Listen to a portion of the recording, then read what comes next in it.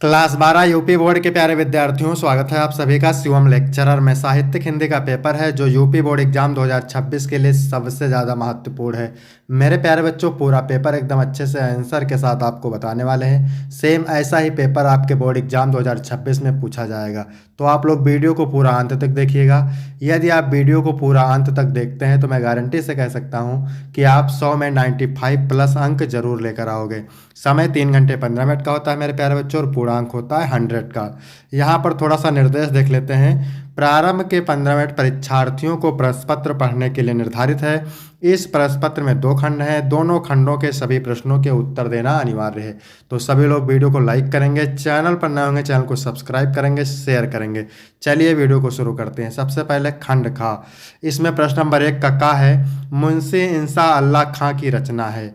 राजा भोज का सपना, रानी केतकी की कहानी, प्रेम सागर, प्रेम प्रलाप। तो मुंशी इंसा अल्लाह खां की रचना है रानी केतकी की कहानी, दूसरा ऑप्शन राइट हो जाएगा।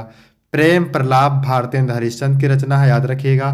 प्रेम सागर लल्लू लाल की रचना है। और राजा भोज का सपना मेरे प्यारे बच्चों, राजा भोज का सपना राजा शिव प्रसाद सितारे हिंद की रचना है।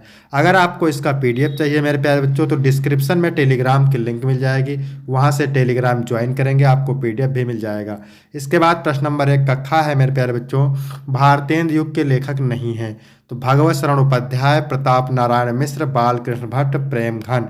तो मेरे प्यारे बच्चों, भगवत शरण उपाध्याय भारतेंद्र युग के लेखक नहीं है। भगवत शरण उपाध्याय द्विवेदी युग के लेखक हैं। बालकृष्ण भट्ट, प्रेम घन, प्रताप नारायण मिश्र, ये तीनों भारतेंद्र युग के लेखक हैं। प्रश्न नंबर 1 का गा है, चारुचंद्र लेख किस विधा की रचना है। कहानी है, आत्मकथा है, डायरी है, उपन्यास है। तो मेरे प्यारे बच्चों क्या है, ये उपन्यास है। ठीक है, किसका उपन्यास है, हजारी प्रसाद द्विवेदी का। ठीक है, चारुचंद्र लेख हजारी प्रसाद द्विवेदी का उपन्यास है।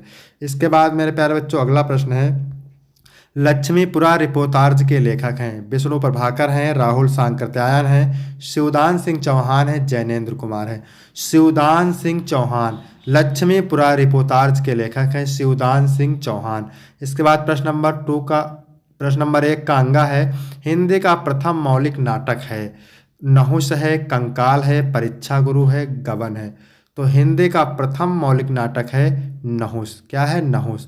और किसने लिखा है इसको, गोपाल चंद्र गिरधर दास ने। गबन मुंशी प्रेमचंद का उपन्यास है। कंकाल जयशंकर प्रसाद का उपन्यास है। और परीक्षा गुरु उपन्यास लाला श्रीनिवास दास का है। इसके बाद मेरे प्यारे बच्चों प्रश्न नंबर 2 का है, निज भाषा उन्नति है, सब उन्नति को मूल, यह काव्य पंक्ति किसकी है। बहुत इंपॉर्टेंट है। अयोध्या सिंह उपाध्याय हरिओत की है, मैथिली शरण गुप्त की है, भारतेंद्र हरिश्चंद्र की है, नरेश मेहता की है। तो निज भाषा उन्नति है, सब उन्नति को मूल, यह पंक्ति है भारतेंदु हरिश्चंद्र की। कीर्ति लता के रचनाकार हैं, विद्यापति हैं, जगनिक हैं, दलपति हैं, तुलसीदास हैं। तो पहला ऑप्शन राइट हो जाएगा, कीर्ति लता के रचनाकार हैं विद्यापति।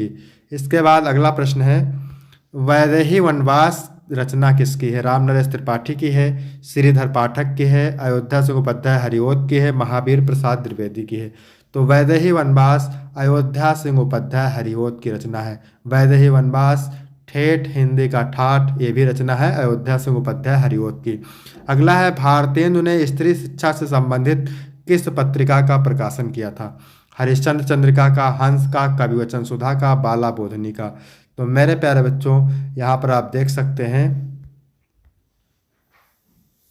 बाला बोधनी सही हो जाएगा, चौथा ऑप्शन राइट हो जाएगा। हरिश्चंद्र चंद्रिका और कविवचन सुधा ये भी भारतेंद्र हरिश्चंद्र की पत्रिकाएं हैं। हंस किसकी पत्रिका है, तो हंस मुंशी प्रेमचंद की पत्रिका है। इसके बाद अगला प्रश्न है, गंगा लहरी रचना है जगन्नाथ दास रत्नाकर की, सूरदास की, तुलसीदास की, भारतेंद्र हरिश्चंद्र की। तो गंगा लहरी मेरे प्यारे बच्चों रचना है जगन्नाथ दास रत्नाकर की। पहला ऑप्शन राइट हो जाएगा। तो यहाँ तक हो गए 10 बहुविकल्पीय प्रश्न। इसके बाद मेरे प्यारे बच्चों प्रश्न नंबर 3 है, गद्यांश पर आधारित निम्नलिखित प्रश्नों के उत्तर दीजिए। 10 अंक का होता है। गद्यांश के नीचे 5 प्रश्न होते हैं। ठीक है, 2-2 अंक के। गद्यांश को पढ़ करके अच्छे से आपको उत्तर देना रहता है। तो यह अनुभव कितना चमत्कारी है कि यहाँ जो जितनी अधिक बूढ़ी है वह उतनी ही अधिक उत्फुल्ल मुस्कानमयी है। यह किस दीपक की ज्योत है? जागरूक जीवन की, लक्ष्यदर्शी जीवन की, सेवानिरत जीवन की, अपने विश्वासों के साथ एकाग्र जीवन की। भाषा के भेद रहे हैं, रहेंगे भी, पर यह ज्योत विश्व की सर्वोत्तम ज्योत है। तो मेरे प्यारे बच्चों, पहला प्रश्न यही पूछेगा आपसे, प्रस्तुत गद्यांश के पाठ एवं लेखक का नाम। तो ये पाठ का नाम है रॉबर्ट नरसिंह होम में और लेखक का नाम है श्री कन्हैया लाल मिश्र प्रभाकर। इसके लिए आपको 2 अंक मिलेंगे। दूसरा प्रश्न है रेखांकित अंश की व्याख्या कीजिए। तो व्याख्या किसकी करना है? जिसकी रेखा खींची हुई है। यहाँ जो जितना अधिक बूढ़ी है वह उतनी ही अधिक उत्फुल्ल मुस्कानमयी है। यह किस दीपक की ज्योत है? इसकी करना है आपको व्याख्या। तो चलिए देखते हैं इसकी व्याख्या। लेखक इस अंश में यह बताना चाहते हैं कि वृद्धावस्था में भी लोग कितने खुश और उत्साही हो सकते हैं। यह खुशहाली जागरूकता, उद्देश्यपूर्णता, सेवा और एकाग्रता के जीवन से आती है। इसका अर्थ है कि जो लोग अपने जीवन में लक्ष्य और सेवा के प्रति समर्पित होते हैं वह ही सच्चे अर्थ में खुश और संतुष्ट रह सकते हैं। इसके बाद अगला प्रश्न है, कौन सी ज्योत विश्व की सर्वोत्तम ज्योत है? तो जागरूक जीवन, लक्ष्यदर्शी जीवन और सेवानिरत जीवन की ज्योत विश्व की सर्वोत्तम ज्योत है। इसका उत्तर आपको आसानी से पैराग्राफ में मिल जाएगा। लेखक के लिए कौन सा अनुभव चमत्कारी है? तो लेखक के लिए यह अनुभव चमत्कारी है कि बूढ़ी महिलाएं अधिक उत्फुल्ल और मुस्कानमयी होती हैं। इसके बाद अगला प्रश्न है, जागरूक और लक्ष्यदर्शी शब्दों के अर्थ। जागरूक का मतलब सजग, सचेत या जागरूक होना। लक्ष्यदर्शी का मतलब जो अपने लक्ष्य को जानता हो और उस दिशा में आगे बढ़ता हो। अथवा करके दिया है क्योंकि मेरे प्यारे बच्चों 2 पैराग्राफ पूछते हैं, आप जो आपको आसान लगे वही कर सकते हैं। मातृभूमि पर निवास करने वाले मनुष्य राष्ट्र का दूसरा अंग है। पृथ्वी हो और मनुष्य ना हो तो राष्ट्र की कल्पना असंभव है। पृथ्वी और जन दोनों के सम्मिलन से ही राष्ट्र का स्वरूप संपादित होता है। जन के कारण ही पृथ्वी मातृभूमि की संज्ञा प्राप्त करती है। पृथ्वी माता है और जन सच्चे अर्थों में पृथ्वी का पुत्र है। माता भूमि पृथो अहम पृथव्या। भूमि माता है, मैं उसका पुत्र हूँ। जन के हृदय में इस सूत्र का अनुभव ही राष्ट्रीयता की कुंजी है। इसी भावना से राष्ट्र निर्माण के अंकुर उत्पन्न होते हैं। तो मैं आपको बता दूं मेरे प्यारे बच्चों, जहाँ पर जन शब्द दिख जाए, भूमि शब्द दिख जाए, पृथ्वी शब्द दिख जाए तो वहाँ पर आप समझ जाइए कि ये राष्ट्र का स्वरूप चैप्टर से लिया गया है। तो प्रस्तुत गद्यांश के पाठ एवं लेखक का नाम। तो पाठ का शीर्षक है राष्ट्र का स्वरूप। इसके लेखक है वासुदेव शरण अग्रवाल। फिर है रेखांकित अंश की व्याख्या। तो व्याख्या किसकी करना है? यहाँ पर जिसकी रेखा खींची हुई है। पृथ्वी माता है और जन सच्चे अर्थों में पृथ्वी का पुत्र है। ठीक है, तो इसकी करना है आपको व्याख्या। तो यहाँ पर देख सकते हैं, जिस प्रकार माता हमें जन्म देती है, पालन पोषण करती है, हमें प्यार करती है, उसी प्रकार पृथ्वी हमें अन्न देती है। इसकी धूल में हम खेल कर बड़े होते हैं, इसकी हवा में हम सांस लेते हैं। पृथ्वी एक माता के ही समान हमारा पालन पोषण करती है। अतः पृथ्वी एक माता के समान है और मनुष्य सच्चे अर्थों में पृथ्वी का पुत्र है। तो ये आपका हो जाएगा व्याख्या। इसके बाद दूसरा प्रश्न है, अगला प्रश्न है, पृथ्वी और जन दोनों मिलकर क्या करते हैं? पृथ्वी और जन दोनों मिलकर राष्ट्र के स्वरूप को संपादित करते हैं। इसका उत्तर आपको आसानी से पैराग्राफ में मिल जाएगा। अगला है, राष्ट्र की कल्पना कब असंभव है? यदि पृथ्वी हो और मनुष्य ना हो तो राष्ट्र की कल्पना असंभव है। अगला है, राष्ट्र का दूसरा अंग क्या है? तो राष्ट्र का दूसरा अंग जन है, मनुष्य हैं। ठीक है, इसके बाद प्रश्न नंबर 4 है, क्या कह रहा है? पद्यांश पर आधारित निम्नलिखित प्रश्नों के उत्तर दीजिए। तो ये भी 10 अंक का है।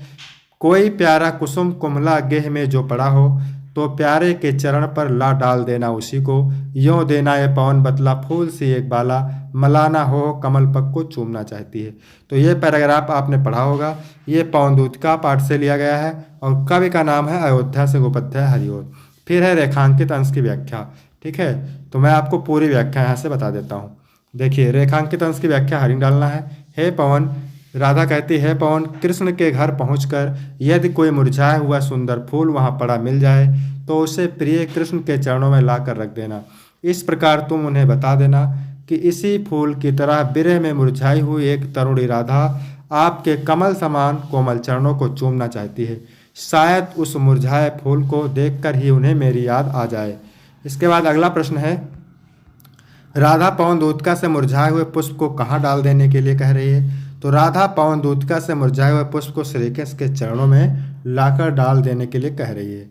मुरझाए हुए पुष्प की उपमा किससे की गई है? मुरझाए हुए पुष्प की उपमा की गई है राधा से। इसके बाद अगला प्रश्न है, श्री कृष्ण के कमल के समान कोमल चरणों को कौन चूमना चाहता है? तो राधा। ठीक है, फिर अथवा करके यहाँ पर दिया हुआ है, कहाँ मनु ने नवधरणी बीच बना जीवन रहस्य निरूपाय। एक उल्का सा जलता भ्रांत शून्य में फिरता हूँ असहाय। कौन हो तुम बसंत के दूत, बिरस पतझड़ में अति सुकुमार। घन तिमिर में चपला की रेत, तपन में शीतल मंद बयार। तो ये पैराग्राफ लिया गया है श्रद्धा मनु से। पहला प्रश्न है, प्रस्तुत पद्यांश के पाठ्यम कवि का नाम। तो पाठ का नाम श्रद्धा मनु और कवि हैं जयशंकर प्रसाद। ठीक है, कवि कौन है? जयशंकर प्रसाद। इसके बाद दूसरा प्रश्न है रेखांकित अंश की व्याख्या। तो व्याख्या किसकी करना है आपको? तो जहाँ पर रेखा खींची हुई, लेकिन मैं आपको पूरी व्याख्या बताता हूँ। यहाँ पर देखिए, इस अंश में मनु अपने जीवन के रहस्य को समझते हुए कह रहे हैं कि वह एक उल्का के समान है जो निरुपाय और असहाय होकर शून्य में घूम रहा है। वह बसंत के दूत से पूछते हैं कि वह कौन है, क्योंकि उनके जीवन में पतझड़ की विरसता है और बसंत की खुशबू की कमी महसूस हो रही है। यह दर्शाता है कि मनु अपने जीवन में सुख और आनंद की खोज कर रहे हैं। अगला प्रश्न है, मनु किससे और अपने जीवन के विषय में बता रहे हैं? मनु वसंत के दूत से अपने जीवन के विषय में बता रहे हैं, जो जीवन में खुशी और आनंद लाने की प्रतीक है। इसके बाद अगला प्रश्न है, मनु अपने आप को क्यों असहाय महसूस करते हैं? मनु अपने आप को असहाय महसूस करते हैं क्योंकि वे जीवन के रहस्यों को समझने में असमर्थ हैं और अपने चारों ओर के निराशाजनक वातावरण के कारण उन्हें कोई मार्ग नहीं दिख रहा है। इसके बाद अगला प्रश्न है, तिमिर और चपला शब्दों के अर्थ। तिमिर का मतलब होता है अंधकार या अंधेरा, चपला का मतलब चंचल या फुर्तीली। इसके बाद प्रश्न नंबर 5 है, निम्नलिखित में से किसी एक लेखक का जीवन परिचय देते हुए उनकी कृतियों का उल्लेख कीजिए। अधिकतम 80 शब्द में लिखना है और 5 अंक आपको मिलेंगे। जैनेन्द्र कुमार, कन्हैयालाल मिश्र प्रभाकर, हरिशंकर प्रसाई। तो इसमें से हम पढ़ने वाले हैं हरिशंकर प्रसाई का जीवन परिचय। ठीक है, तो आपके एग्जाम में चाहे जीवन परिचय पूछे चाहे साहित्यिक परिचय पूछे, जैसे मैंने लिखा है वैसे आपको बिल्कुल लिखना है। ठीक है, पहला हेडिंग आपको डालना है जीवन परिचय, उसके बाद दूसरी हेडिंग डालना है साहित्यिक परिचय, फिर आपको डालना है रचनाएं। ठीक है, आप इसका स्क्रीनशॉट ले सकते हैं। इसके बाद खा नंबर है, निम्नलिखित में से किसी एक कवि का जीवन परिचय देते हुए उनकी कृतियों का उल्लेख कीजिए। तो ये भी 80 शब्द में लिखना है, 5 अंक का है। भारतेंद्र हरिश्चंद्र, सुमित्रानंद पंत, मैथिली शरण गुप्त, ये तीनों मोस्ट इंपॉर्टेंट है और मैंने लिखा है सुमित्रानंदन पंत का जीवन परिचय। ठीक है, तो आपको इसमें भी सेम लिखना है। जीवन परिचय हेडिंग डालना है, फिर आपको साहित्यिक परिचय हेडिंग डालना है, फिर आपको रचना हेडिंग डालना है। इसके बाद 6 नंबर प्रश्न है, कहानी तत्वों के आधार पर बहादुर अथवा ध्रुव यात्रा कहानी की समीक्षा कीजिए। 80 शब्द में लिखना है, 5 अंक का है। अथवा खून का रिश्ता कहानी के उद्देश्य पर प्रकाश डालिए, भी 80 शब्द में है, 5 अंक का है। ठीक है, तो इसमें हम पढ़ने वाले हैं बहादुर कहानी का सारांश, क्योंकि ये मोस्ट इंपॉर्टेंट है। यहाँ पर आप देख सकते हैं। ठीक है, लगभग 80 शब्दों में लिखना है और बहुत ही सरल शब्दों में मैंने लिखा है, तो आप यहाँ पर देख सकते हैं, इसका स्क्रीनशॉट ले सकते हैं। इसके बाद 7 नंबर है, स्वपठित खंडकाव्य के आधार पर निम्नलिखित प्रश्नों में से किसी एक प्रश्न का संक्षिप्त उत्तर दीजिए। 80 शब्द में लिखना है, ये भी 5 अंक का होता है। तो ये खंडकाव्य है, अलग अलग जिले के लिए अलग अलग खंडकाव्य होता है, तो इसको आप जरूर तैयार करेंगे। इसके बाद खंड खा है, ये भी 50 अंक का होता है। ठीक है, निम्नलिखित संस्कृत गद्यांश का संदर्भ से हिंदी में अनुवाद कीजिए। 7 अंक का होता है। ठीक है, 2 अंक संदर्भ के मिलते हैं और 5 अंक अनुवाद के मिलते हैं। तो आपको संदर्भ अनुवाद दोनों करेंगे तभी आपको 7 अंक मिलेंगे। जन्मतः 10वें दिने शिव भजेदयम इति बुद्धया पिता सो सुतस्य मूल संकरस इति नाम आक्रोध।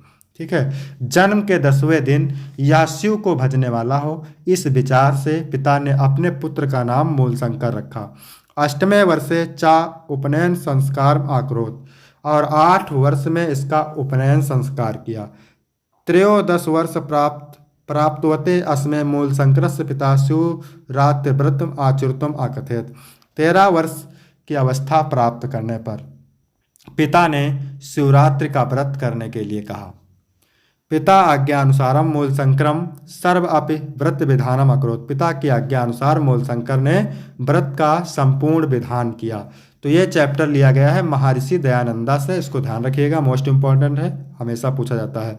फिर अथवा करके दिया हुआ है, तो ये जो है जातक कथा से लिया गया है, उल्लूक जातकम से। ठीक है, अतीत प्रथम कल्पे जना एकम अभिरूपम सौभाग्य प्राप्तम सर्व आकार परिपूर्णम पुरुषम राजा नाम अकुर्वन्।